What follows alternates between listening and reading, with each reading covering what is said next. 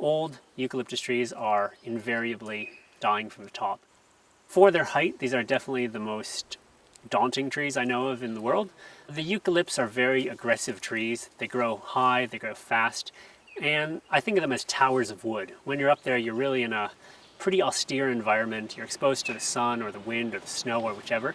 And then, of course, there's the gravity. Before shooting into a tree, I tend to sit down and spend about 5 or 10 minutes meditating, partially because it helps anticipate where I'm going to shoot, and also because it helps center myself. 10 minutes of just getting a feel for the tree massively helps being able to shoot.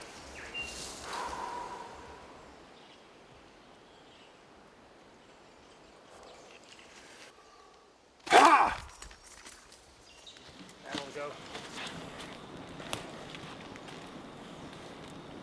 Okay, I've nearly got it in my hand. Haha, I've got it! Yeah! My name's Tom Watson, I'm an arborist.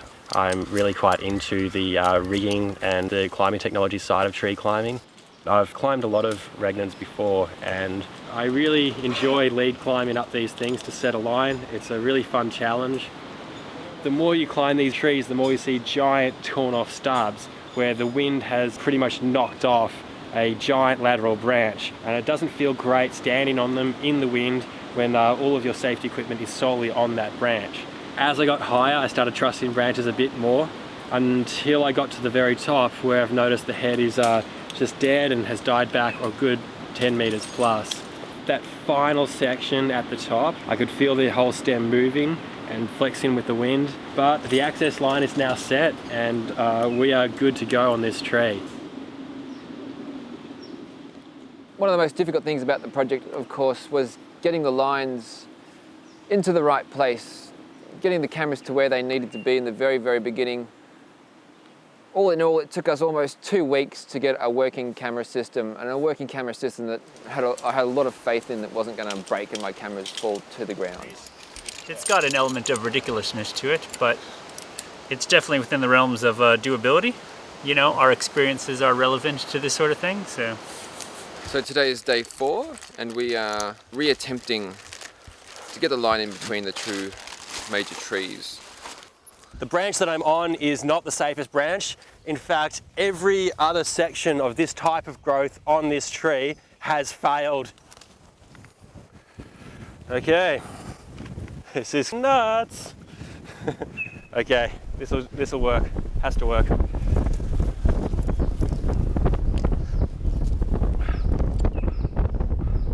Ha!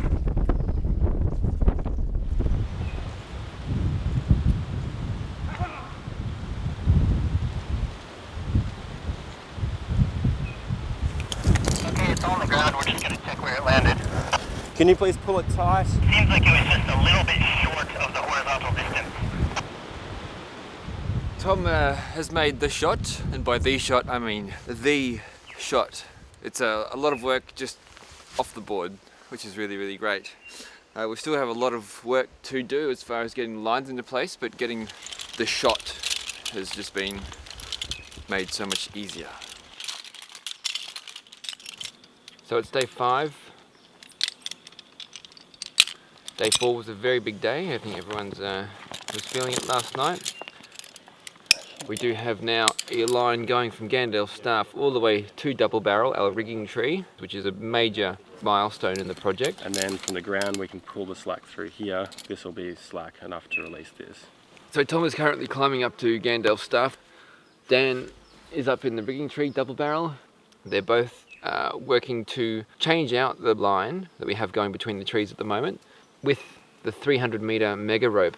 We're going to be here for many, many hours today just trying to replace those 2 lines. All right, that's ready to rock.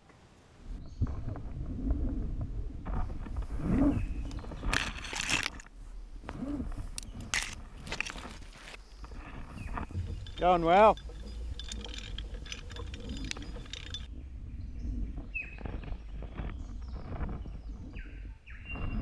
Yeah, bro. Tom's currently up installing the flat beam in which the camera system will raise and lower from, and then from there Dan will pull on the 300 meter rope from the satellite tree end and then move the camera platform out, and then we'll make our first drop down and see where we're basically hold at. it there, please.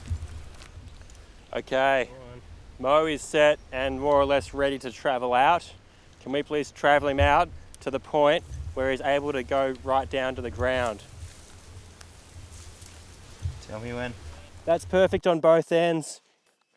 Okay guys, lock it off and then keep an eye on me because I'm going to lower this thing. Tell me when you have a visual on Mo. We have visuals on Mo being lowered. Oh, this is amazing, it's getting in there.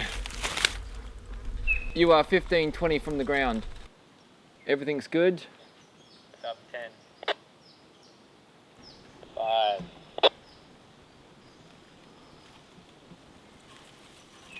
4. Almost got hands on it. Grab it, Dan. Dan, the man has hands. Initially it took us 5 days to get the major line into the tree and a rough draft of the camera system working.